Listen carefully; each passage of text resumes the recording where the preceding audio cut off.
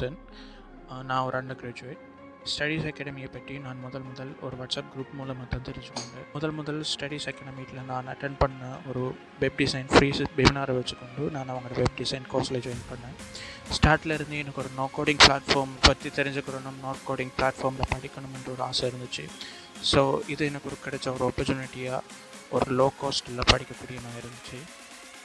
உண்மையிலே எங்கள் லெக்சர்ஸ் ஒரு அர்ப்பணிப்பாக செயல்படக்கூடிய நபர். உண்மையிலே எல்லா விஷயத்தையுமே நல்ல டைம் எடுத்து எல்லாரோட டவுட்டையுமே கிளியர் பண்ணக்கூடிய ஒருத்தர். ஸோ இந்த கோர்ஸில் ஜாயின் பண்ணதுனால எனக்கு ஒரு வெப் டிசைன் பற்றி ஒரு பூரண அறிவு கிடைக்கிறது ஹெல்ப்பாக இருந்துச்சு.